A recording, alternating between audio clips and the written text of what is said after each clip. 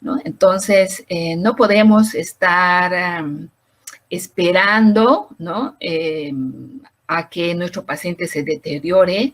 Tenemos que tener la certeza desde el principio de que tiene una nutrición adecuada. Si no la tenía hasta el momento en que llegó a nosotros, tenemos que tratar de corregirla. Y si la tenía, tenemos que mantenerla o mejorar, ¿no? Entonces, por eso es que estamos viendo este tema. Mantener la vía oral es sumamente importante porque ninguna medida que nosotros tomemos puede ser mejor que lo fisiológico, ¿no? Lo funcional. Entonces, ya cuando no tenemos otra opción y no se puede utilizar lo normal que es la vía digestiva, pues tenemos que ver qué otras opciones tenemos para mantener a nuestro paciente bien nutrido. Y dentro de estas está esto que es la nutrición enteral y también la parenteral. Entonces, ¿qué es la nutrición enteral? La nutrición enteral es aquella que va a ir directamente al tracto gastrointestinal. O sea, para esto, ¿qué es lo que vamos a utilizar? Vamos a utilizar una sonda. O sea, van a llegar mediante sondas. Aquí lo que no está funcionando es la primera parte del tubo digestivo, ¿no? Que sería desde la boca hasta el estómago o de la boca hasta el intestino, ¿no? Entonces, para eso, para llegar hasta ahí, necesitamos utilizar una sonda. ¿Cuándo está indicado esto? Tenemos aquí algunas indicaciones que, digamos, son las más frecuentes y en las cuales sí lo tenemos que hacer. Están los prematuros, ¿no? Primero porque no tienen la energía suficiente para la succión y segundo porque sus sistemas, sus órganos están inmaduros, ¿no?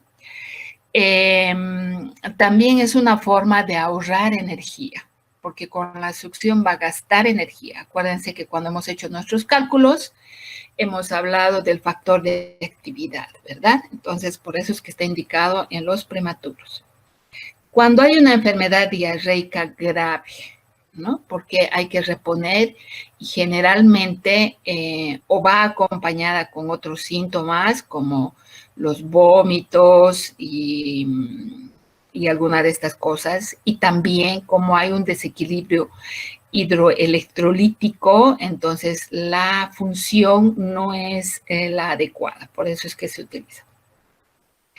En el síndrome del intestino corto, ya saben, esto es cuando ha habido muchas cirugías, entonces se trata de mejorar la dieta y mejorar el tiempo y el aporte que le estamos dando.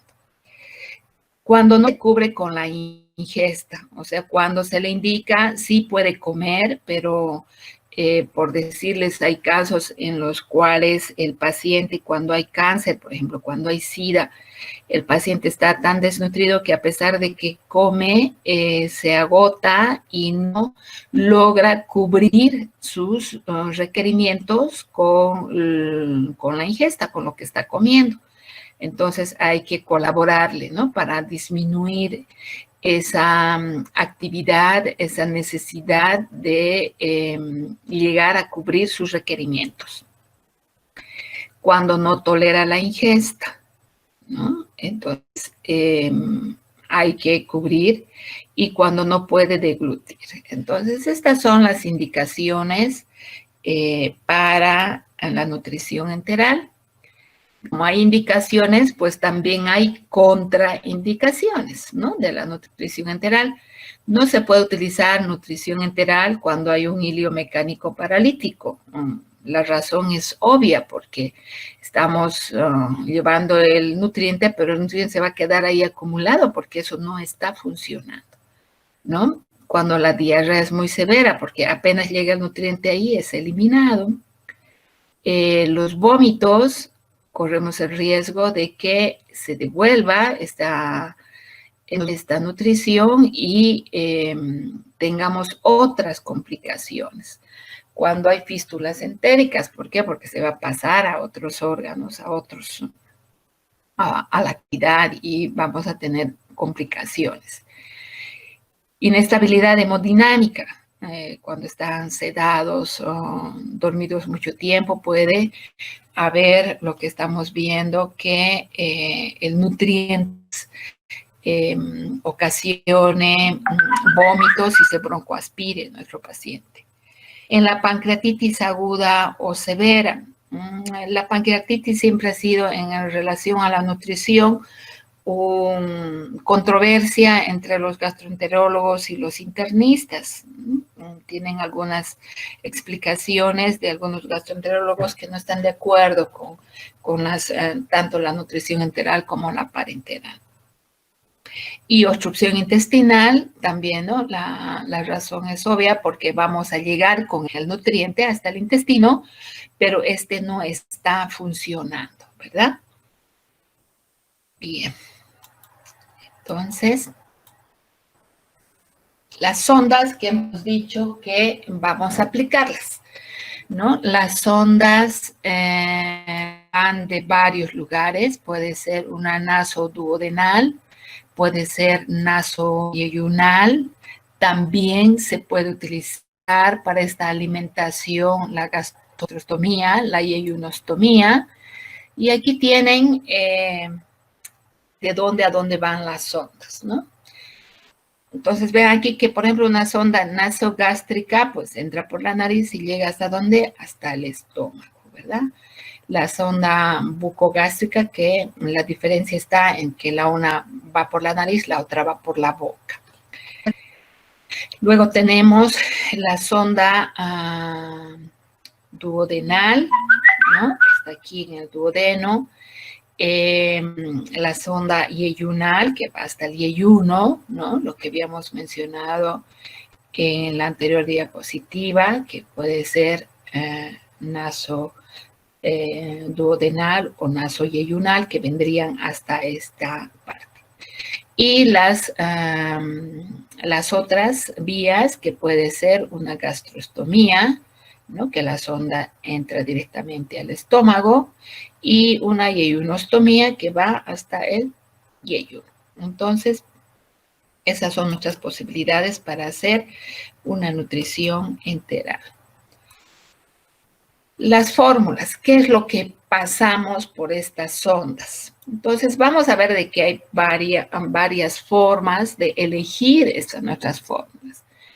Una de esas que tenemos que tomar en cuenta es la edad, ¿no? Si es lactante, pues le tendremos que dar leche materna, se puede sacar la mamá y pasarle por la sonda la leche materna, lo que sucede con los prematuros, por ejemplo, ¿no? Dependiendo de la edad, pues podemos iniciar fórmula de inicio, de seguimiento, concentrada, ¿no? Entonces va a depender conocer la edad para ver qué es lo que le damos a nuestro paciente. Lo otro es el funcionamiento del tubo gastrointestinal, que es lo que hemos mencionado, ¿no? Si hay un hilio, si hay obstrucción, fístula, todo ese tipo de cosas. Entonces, dependiendo de eso, vamos a definir los nutrientes, qué tan procesados pueden estar al pasarle la sonda, ¿no? Y pues el diagnóstico de base, lo que ya hemos mencionado, eso nos va a ayudar a determinar si nuestro paciente está completamente consciente, está inconsciente, qué es lo que pasa. Esa es una de las formas o de los aspectos que debemos tomar en cuenta para elegir qué le vamos a administrar. La otra es dependiendo de los nutrientes que contiene, ¿no? De la forma en la cual están los nutrientes. Entonces ahí vamos a tener fórmulas poliméricas, peptídicas, ¿no? elementales. Entonces vean ahí que va a depender de cómo es que están nuestros macronutrientes, en qué forma están en estas formas. Entonces las poliméricas, los macronutrientes sin hidrolizar, ¿no? Están licuados y listo. Las peptídicas están hidrolizadas, las proteínas, ¿no? Y los triglicéridos son de cadena media. Y en las elementales, pues, en las proteínas están en forma de aminoácidos, ¿no? Entonces, esa es la diferencia de las fórmulas que vamos a pasar por estas zonas. También va a depender de la densidad energético-proteínica, o sea, esto es de nuestro aporte, ¿no? Del requerimiento que necesita nuestro paciente y lo que nosotros queremos aportarle, ¿no? O sea, cuánto de energía le vamos a aportar y pues ahí van a estar las dietas estándar, ¿no? Que lo que dice es que se aporta 1 kilocaloría por cada ml, ¿no? Las hipercalóricas, en las cuales se aporta hasta 2 kilocalorías por ml, y también van a estar por las hiperproteínicas, ¿no? Dietas donde el aporte de proteínas es mayor al que habíamos mencionado en nuestra molécula calórica. Habíamos dicho que era hasta el 15%, entonces aquí como es hiperproteínica, pues le estamos dando más del 18%. Entonces, ¿por qué utilizamos la nutrición integral? ¿No? Hemos dicho de que lo que tenemos que tratar en nuestro paciente es de que mantenga sus funciones, ¿no? Eso le va a dar vitalidad. Y si no puede utilizar, pues, la boca, ¿no? No puede, habíamos dicho la primera parte del tracto gastrointestinal, entonces tenemos que tratar de que se mantenga la funcionalidad de lo que resta. Y por eso es que se utiliza la nutrición enteral. Entonces, esta va a promover la motilidad intestinal, porque lo estamos pasando hasta el estómago, hasta el duodeno, y de ahí pues va a empezar a funcionar. Entonces se mantiene la motilidad intestinal y eso es importante para nosotros. Porque acuérdense también que en este aparato tenemos pues un montón de bacterias, ¿no? Está bastante colonizado.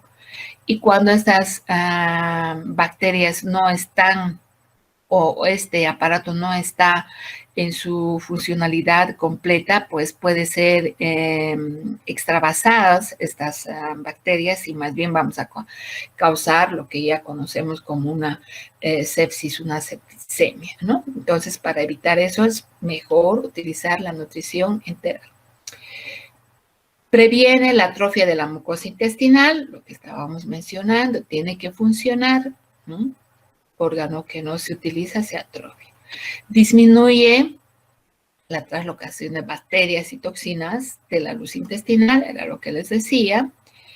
Elude las posibles infecciones asociadas a la nutrición parenteral, ¿no? Entonces hay mayor probabilidad de que con la nutrición parenteral tengamos complicaciones en relación a la nutrición enteral.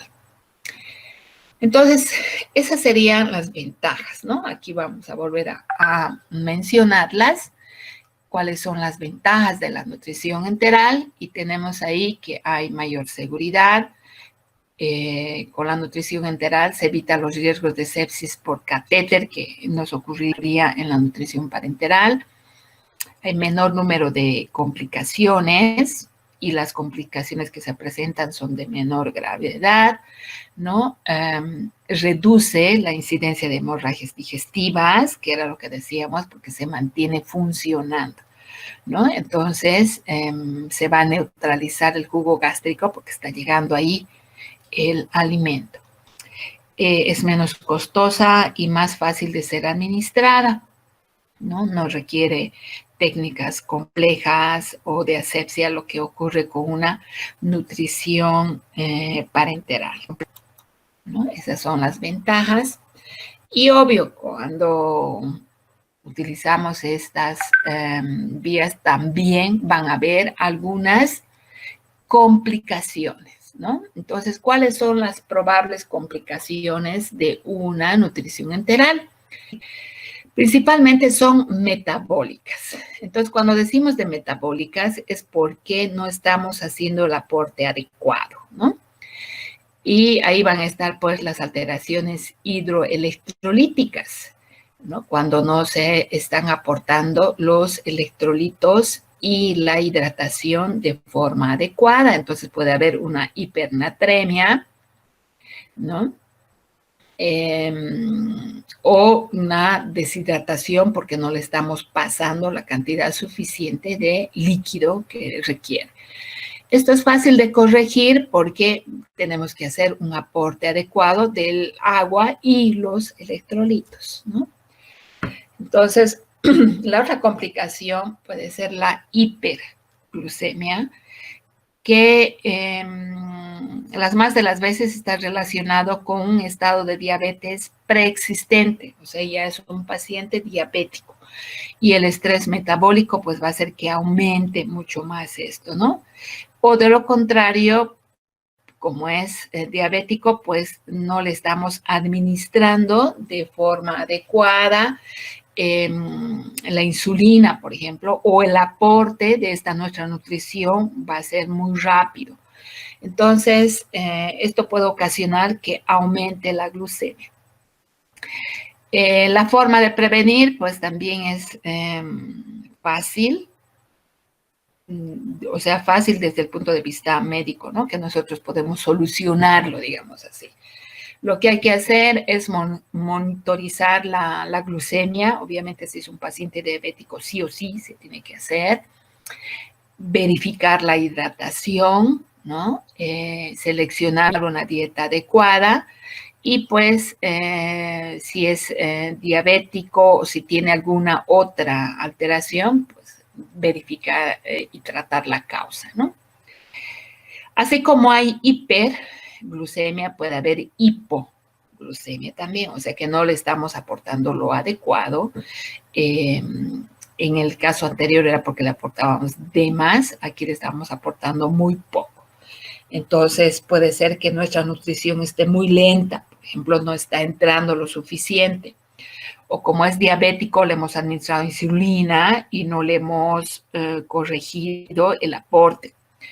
Entonces, también la forma de prevenir o de solucionar este problema, como hemos dicho, es siempre control, ¿no? Monitorización de la glucemia y pues si es por el problema de la insulina, modificar el tratamiento con la insulina.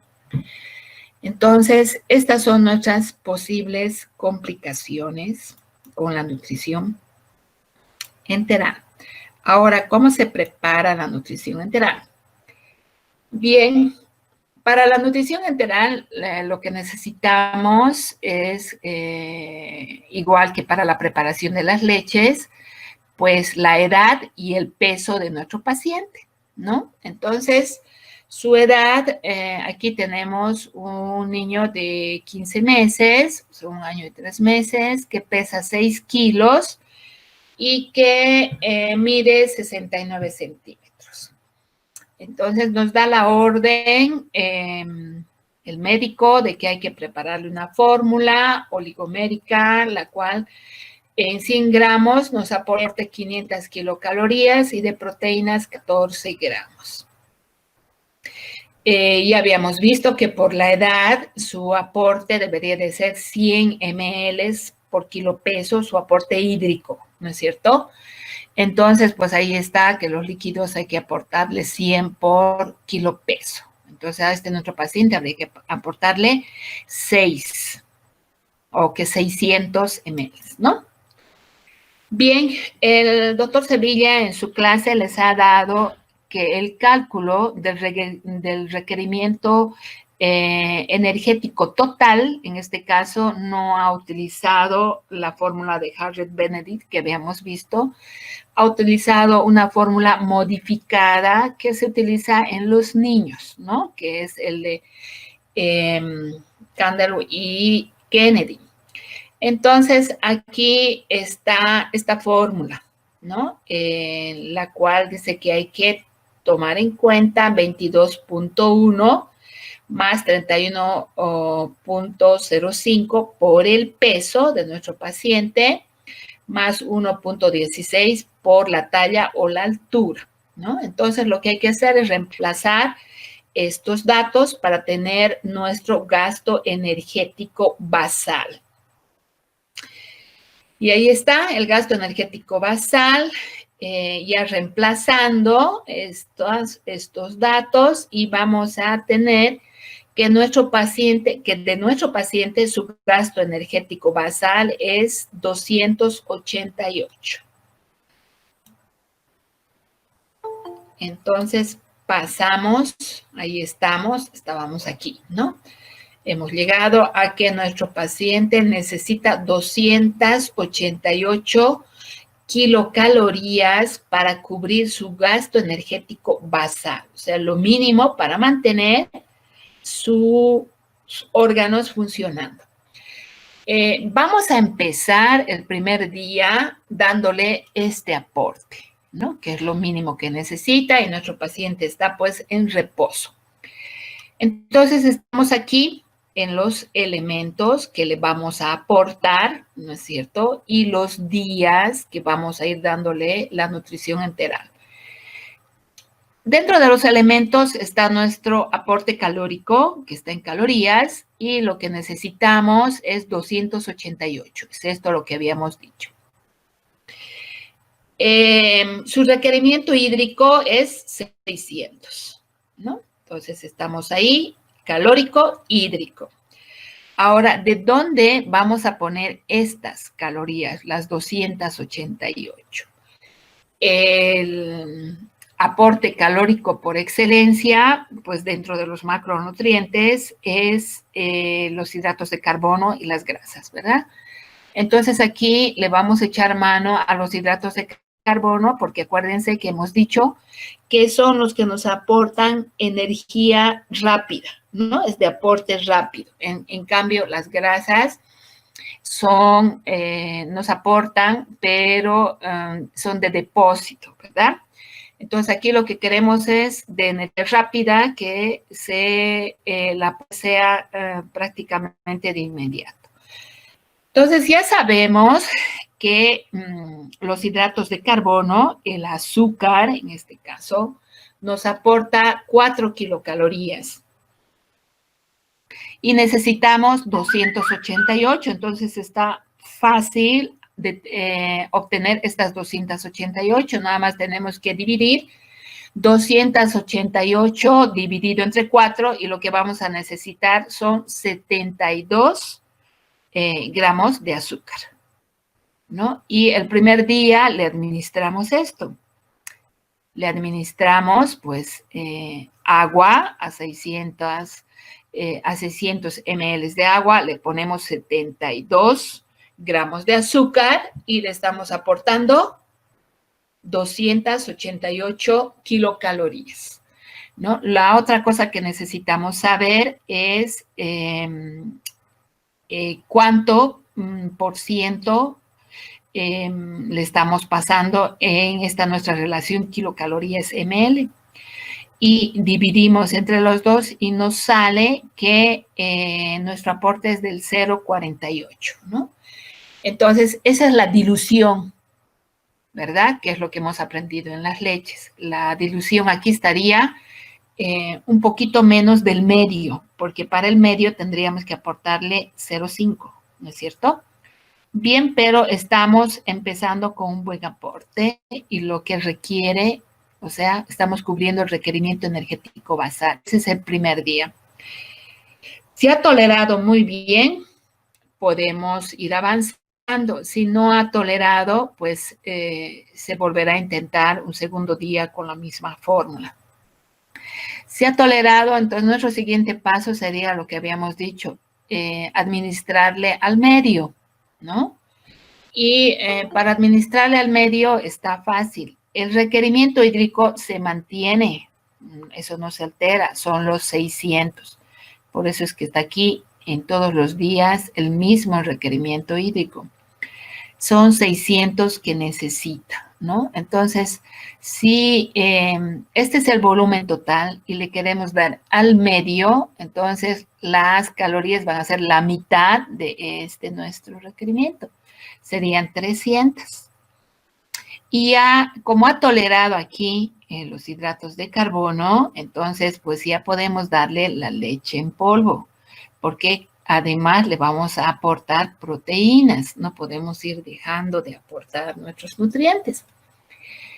Entonces hacemos regla de 3, ¿no? Ya sabemos que en 500, o sea que en 100 gramos de leche en polvo nos aporta 500 kilocalorías, ¿no es cierto? Entonces, si en 100 gramos de leche en polvo tengo 500 calorías, ¿en cuántos gramos de leche en polvo voy a tener? 300, ¿no? Que es lo que necesito aportarle. Y si ustedes hacen el ejercicio, pues van a necesitar 60 gramos de leche en polvo. Y está ahí.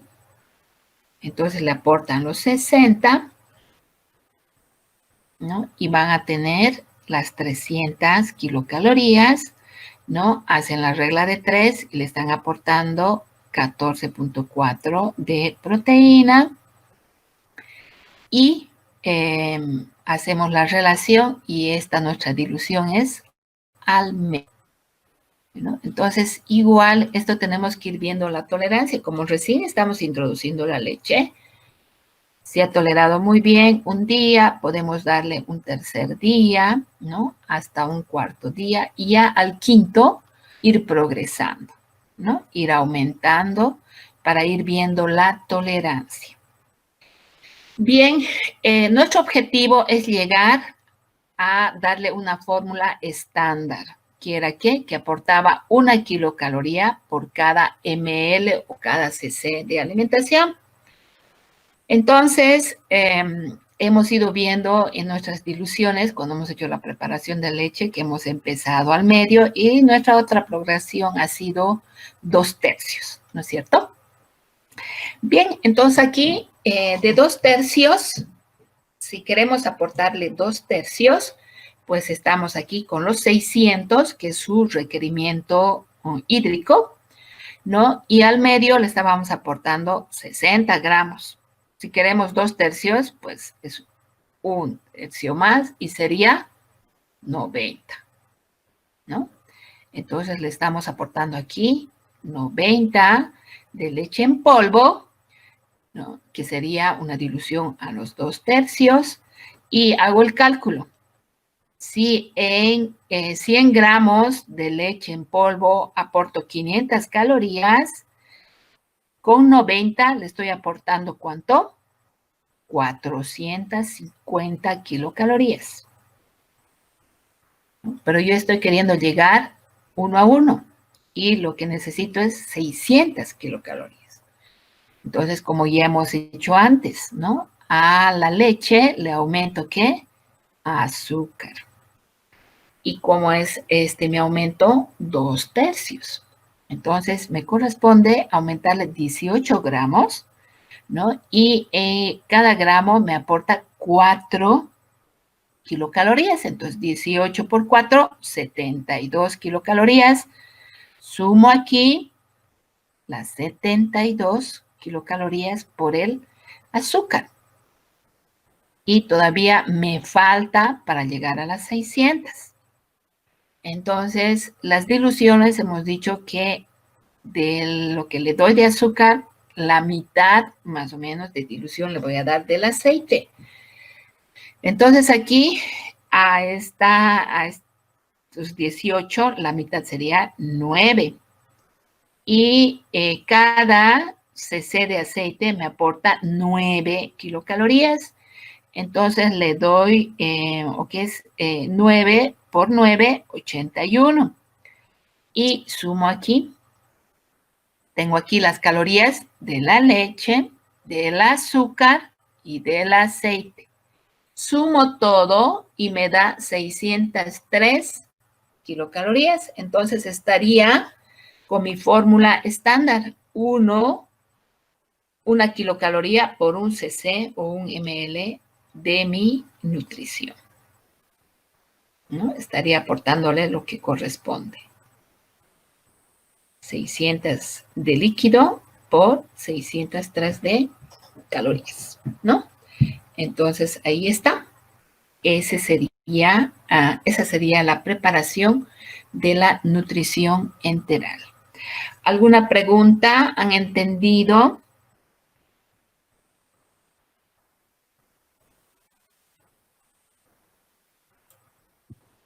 ¿Está bien? Sí. ¿Se ha entendido, chicos? Muy bien. Doctora, Entonces, yo tengo continuamos. Esa es la nutrición enteral. Pues ahora vamos. Sí, dime. Perdón, la parte del azúcar, ¿por qué era 18? Entiendo que para el aceite era la mitad del azúcar, pero el azúcar, ¿por qué 18? Eso aún no tengo duda. Ya. Estamos diciendo que estamos haciendo aquí la dilución 2/3, ¿no? Y hemos dicho que siempre se dilución normal, ¿no es cierto? Y habíamos dicho que una dilución normal de azúcar cuando administramos está entre el 10 y el 20%. ¿Se acuerdan cuando hemos hecho de las leches? ¿No? Entonces, si aportamos el 10%, más o menos tendríamos que poner que en 100, si es 600 es lo que necesita nuestro paciente, ¿no es verdad? Si sería la dilución normal al 10%, tendríamos que ponerle 60 gramos de azúcar a esos 600. Pero nosotros estamos con una dilución de 2/3. Entonces, ¿cuánto sería? Más o menos 20, ¿no? Por eso es que está 18 que les ha calculado el doctor Sevilla. Este es el ejemplo que les he hecho al doctor Sevilla. Entonces está ahí, sería 2/3, sería 20 que tendría que salir. Y él ha puesto un poco menos, que es 18. Lo más probable es para hacer que se complete este aporte, ¿no? Ya, Solamente ahora sí. quedarían ahí 2 o 4 pendientes, ¿no? Entonces está ahí a los 2/3 y pues la mitad del aceite. Como hemos hecho en la leche, ¿se acuerdan? En la leche nos salía 7 de nuestro paciente que tenía 7 kilos, nos salía 7 gramos y del aceite le hemos puesto la mitad, 3.5, ¿no? Bien. Gracias, Entonces doctora. la nutrición enteral. ¿Qué es la nutrición enteral? Nutrición enteral es la administración de la alimentación por vía intravenosa. Esto se utiliza en pacientes que no pueden utilizar la vía oral, ¿no? Y que tienen incluida la función del tracto gastrointestinal alterada. Entonces, por eso es que se necesita administrarle por vía intravenosa. Para eso, pues, necesitamos una vía central. Aunque realmente ha mejorado tanto esto que ya se pueden utilizar vías periféricas, ¿no? Dependiendo qué es lo que estamos administrando. Pero la recomendación es utilizar una vía central. Debemos tomar en cuenta la osmolaridad porque obviamente está yendo directamente al torrente sanguíneo, ¿no? Entonces tiene que ser menor a 900 miliosmoles litro. Y tenemos que tomar en cuenta, como siempre, que hemos hablado, la molécula calórica, o sea, la distribución de nutrientes, ¿no? Entonces ahí están los carbohidratos de 35 a 65%, los lípidos del 30 a 45% y las proteínas del 7 al 18%.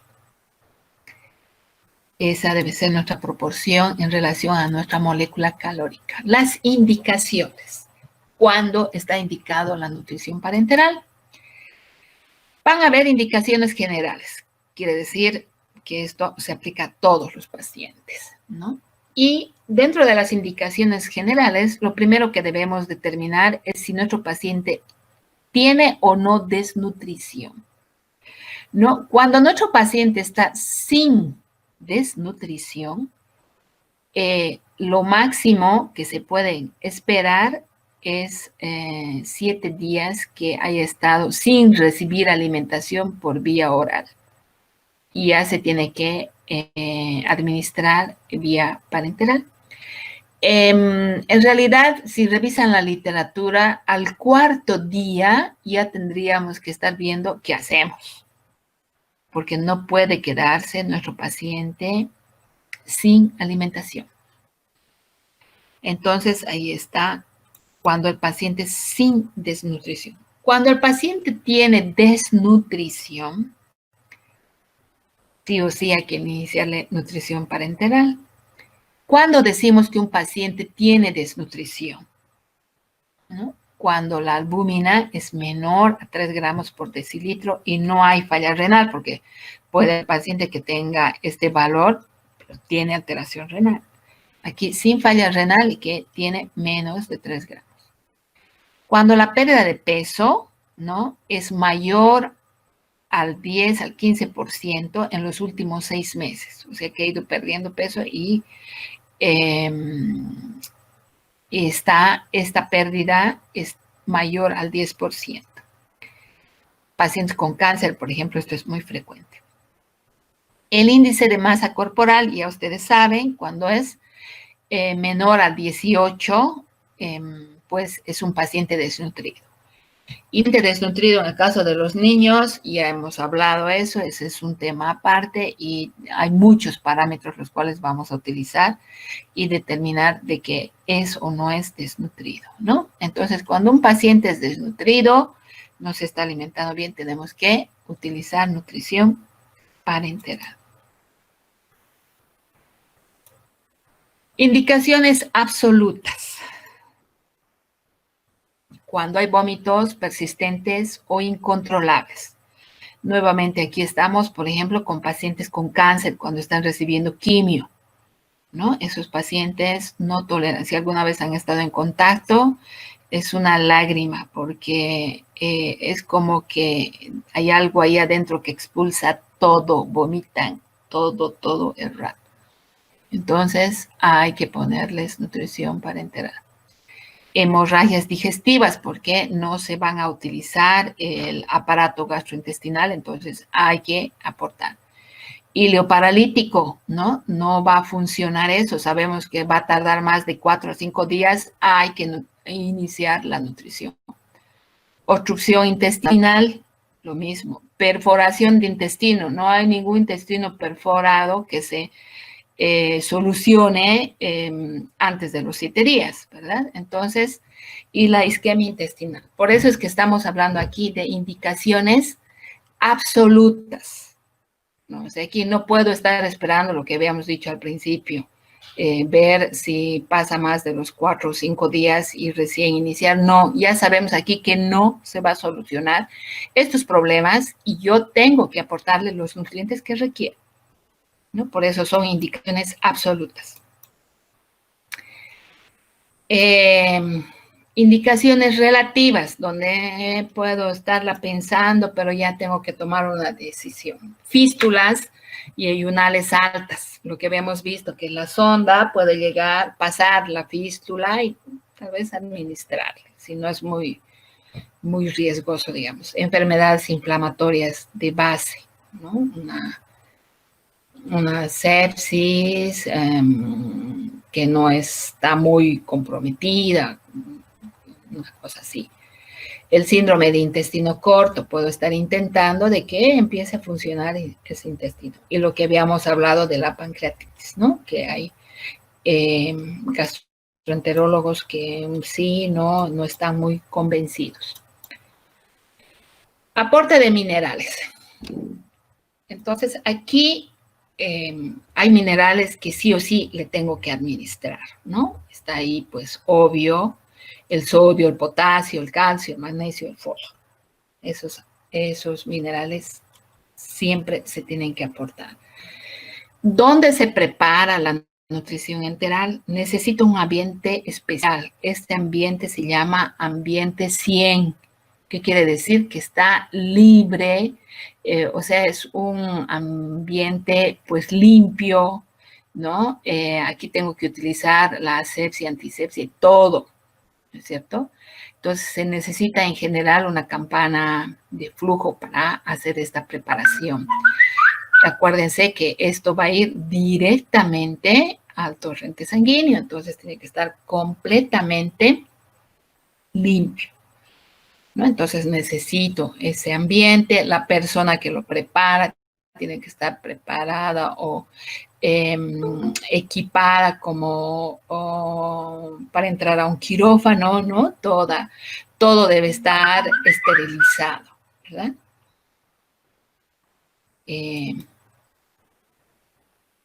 Los controles, ¿qué es lo que tengo que hacer?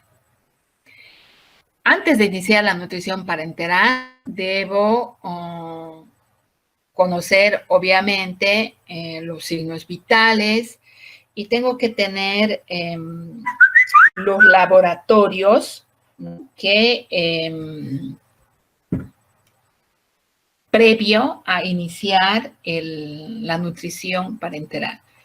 Entonces, ahí tengo que tener la glucemia, tengo que tener un hemograma, electrolitos, función hepática, función renal, cultivos previos. Mi paciente debe ser policultivado, cultivo de orina, cultivo de heces, hemocultivo, ¿no? Y en base a esos laboratorios que tengo antes de empezar la nutrición, luego tengo que hacer controles, ¿no? A eso es a lo que se está refiriendo aquí. Entonces, una vez que he puesto mi nutrición parenteral, debo controlar frecuencia cardíaca, respiratoria, presión arterial, presión venosa central, obviamente temperatura y el peso. El balance hídrico, líquidos ingeridos, líquidos eliminados, ¿no? Diuresis horaria. Esto me va a ayudar a valorar la hidratación. Aparte, tengo que ver edemas, cómo está mi paciente. Y ya les dije la glucemia, la glucosuria, ¿no? Y nuevamente hacer hemogramas, electrolitos, función hepática, función renal. Apenas he iniciado la nutrición, estos laboratorios en general se lo hace a las pocas horas, ¿no? Luego se va, digamos, prolongando los tiempos. Puedo hacerlo al día siguiente, luego a los 2 días, luego a ir haciendo cada 2 días,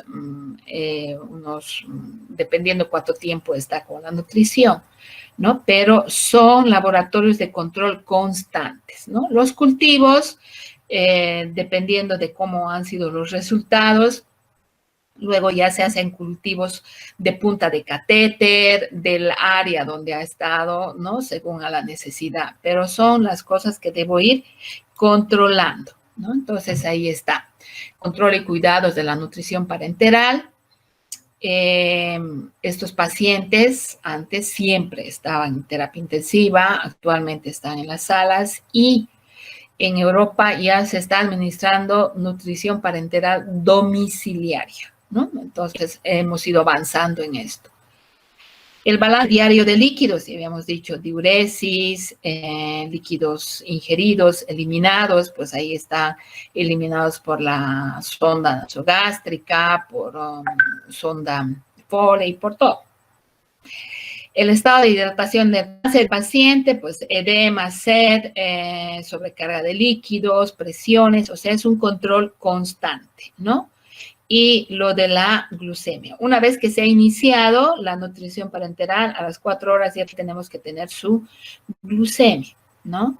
Si luego vamos a ir haciendo controles cada 2 horas, cada 4 horas, cada 6, cada 8, cada 12 y posteriormente cada día, ¿no? La glucemia, pero es control constante.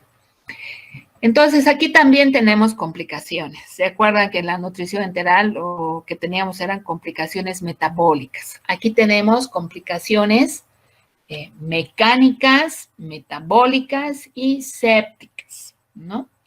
De las mecánicas, que son las primeras que nos van a aparecer, están relacionadas con todo lo que vamos a utilizar para instalar la nutrición parenteral, empezando ya por la vía. Hemos dicho vía central, a veces tenemos todo listo y en la vía central ya hemos tenido alguna complicación, ¿no? Al aplicar la vía central, ahí podemos tener hemotórax, neumotórax, un montón de complicaciones, además que son serias, ¿no?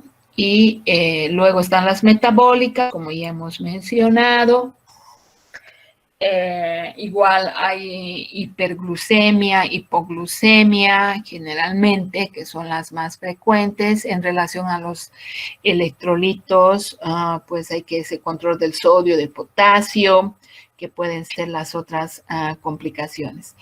Y las sépticas, que son las primeras en las que pensamos, son las más tardías, porque pues que esté contaminado el catéter, por ejemplo, no nos va a dar inmediatamente la complicación. Va a ser al siguiente día, una cosa así, ¿no? Entonces, esas son mucho más tardías que las otras que estamos mencionando. Ahora aquí está la preparación. Entonces, aquí tenemos el elemento, que es lo que vamos a poner en nuestra nutrición parenteral. Y pues vamos a poner los macronutrientes, los micronutrientes, el agua, ¿no? Que es una nutrición completa que tenemos que aportar cada día. Entonces, en los macronutrientes, hidratos de carbono, ¿no? La glucosa, las proteínas como aminoácidos y pues las grasas, los lípidos, ¿no? Entonces, de los hidratos de carbono, ¿no? Vamos a utilizar estos que vienen al 50%. ¿Ya? De los aminoácidos que vienen al 10% y los lípidos también que vienen al 10%. El sodio, el potasio vienen en ampollas de 35 miliequivalentes en 10 ml, el potasio 27 miliequivalentes en 10 ml, el calcio viene en las ampollas al 10%, el magnesio también al 10%. Bien, entonces, luego está determinar nuestro aporte, el requerimiento, ¿no? De cada uno de estos nutrientes. Aquí nos ha faltado los datos del paciente. Nuestro paciente pesa 7 kilos, ¿no? Es como que el paciente que le hemos dado la leche y no ha funcionado la leche, se le ha hecho nutrición enteral, no ha funcionado y ahora le tengo que hacer parenteral. Entonces, aquí está el requerimiento, 7 kilos, por eso es que está todos multiplicados por 7 kilos. Entonces, le tengo que aportar de glucosa 15 gramos de glucosa por sus 7 kilos. Estos son aportes o requerimientos normales, ¿no? De proteínas 3 por cada kilo, de los lípidos 3 por cada kilo, del sodio, el aporte o el requerimiento normal va de 2 a 5, igual es el potasio, entonces siempre empezamos con los más bajos, ¿no? Entonces, 2 miliequivalentes por su peso, 2 por su peso, del calcio 100, el requerimiento, entonces 100 por su peso, del magnesio 30 por su peso y los oligoelementos que luego vamos a hablar que se pueden poner. Bien. Entonces, una vez que tengo su requerimiento, ¿no es cierto? Voy a determinar la cantidad. 15 por 7 necesito aportarle 105 gramos, ¿no? De glucosa. Y necesito aportarle 21 gramos de aminoácidos, 21 de lípidos, porque aquí está 3 por 7, 3 por 7, 2 por 7, 14, ¿no? 7 por 100, 700 y 7 por 30, 210. Entonces, esta es la cantidad que voy a aportar. Y aquí hago el cálculo de, por regla de 3 para determinar el volumen.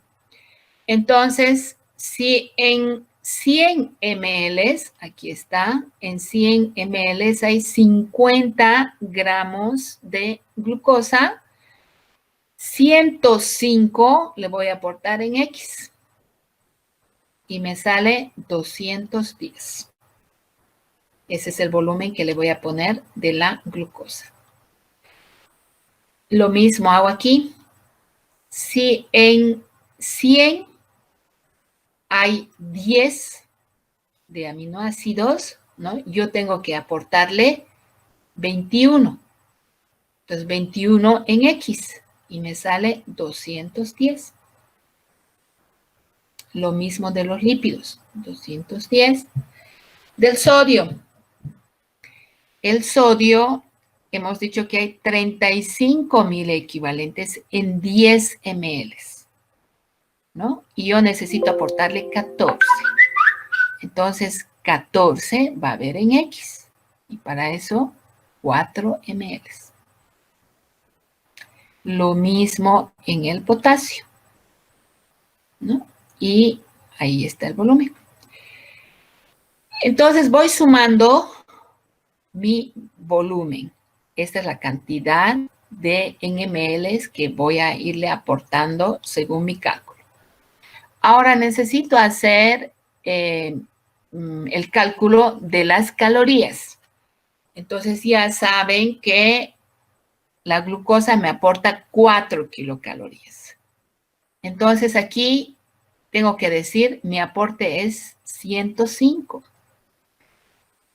105 por 4, 420 kilocalorías estoy aportando con la glucosa.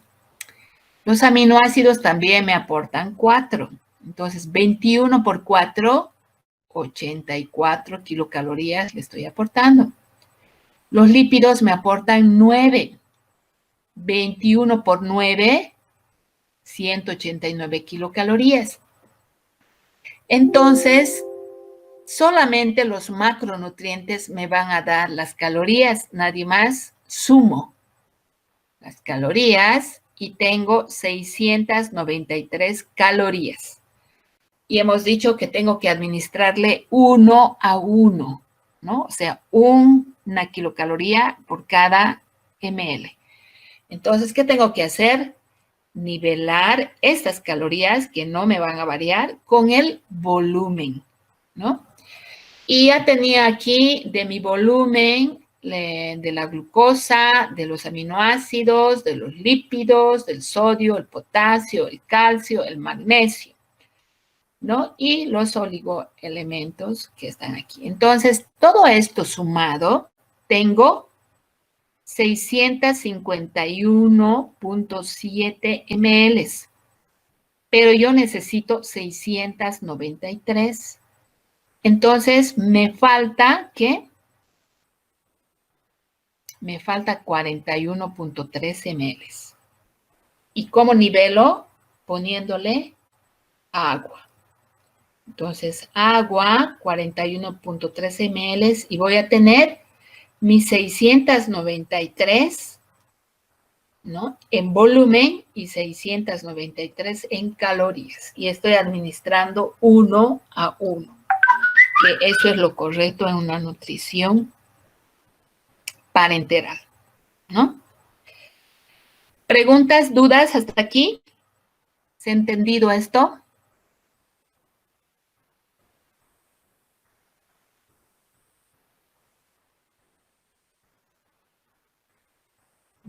¿Cómo es? Sí, doctora, en la parte de vitaminas, por ejemplo, que aumenta para que nosotros hagamos el cálculo, ¿es siempre 2 ml? Sí, el doctor, no, el doctor les ha puesto 12. En general, ¿qué vitamina le podríamos poner, chicos? Solo la C. Sí. Y tiene 12 ml. ¿no? Porque después el resto de las vitaminas se administra por vía oral, ¿no? Necesitamos, por ejemplo, a un desnutrido pasarle vitamina A y a ese le vamos a poner a la boca porque son 2 gotas, ¿no es cierto? La otra es la vitamina K, que en general es intramuscular, ¿no? Entonces, no va a variar mucho.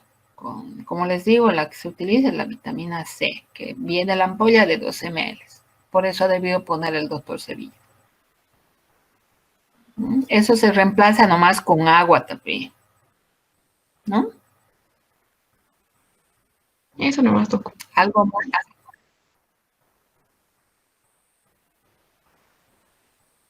Bien. Entonces, bueno, al examen les ponía pues siempre el doctor Sevilla, les ponía para que hagan, ¿no? Todo el ejercicio que ahora no va a ser posible, obviamente. Vamos a ver cómo es que vamos a adaptar las preguntas con un examen práctico. Pero ustedes tienen que saber de dónde sale, cómo se hace y todo lo demás, ¿no? Esto es para que ustedes puedan dar las indicaciones adecuadas en el momento adecuado, ¿no es cierto? Básicamente, para eso es. Porque ¿quién tiene que preparar la nutrición parenteral, chicos? ¿Quién es la persona indicada? ¿El nutricionista? A ver, ¿qué dice el resto?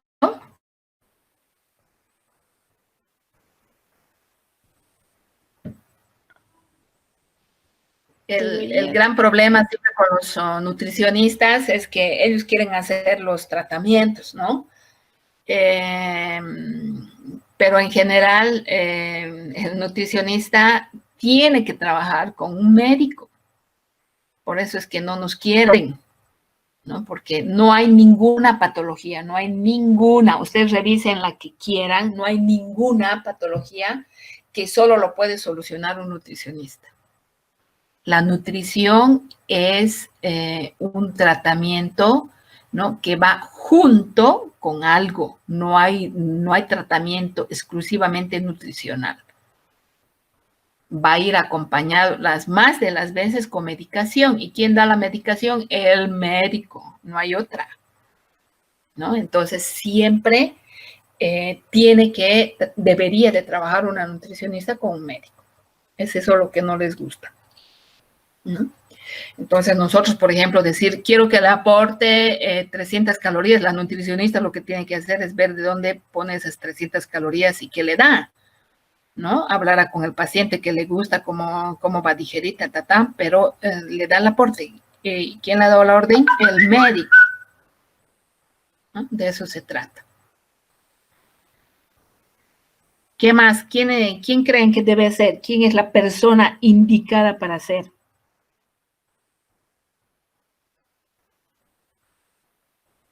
¿A quién han visto hacer nutrición parenteral en sus prácticas? La enfermera. Enfermería. Enfermería. Imagínense, enfermería es la persona menos indicada, ¿no? Pero es así nuestro medio. Y en mi hospital, pues, el residente, y además el residente de primer año, que vaya, que se cambie, que se ponga su bata de quirófano, que ¿no? Entonces, así. Bueno, el que debe hacer la nutrición parenteral es el bioquímico. Porque el bioquímico es el que hace los medicamentos. Y nosotros tendríamos que darle la orden y él entregarnos la bolsa de la nutrición parenteral. Eso es lo correcto. Y eso es lo que se hace en Europa, que les decía que se está haciendo ahora nutrición parenteral domiciliaria. Entonces va a la farmacia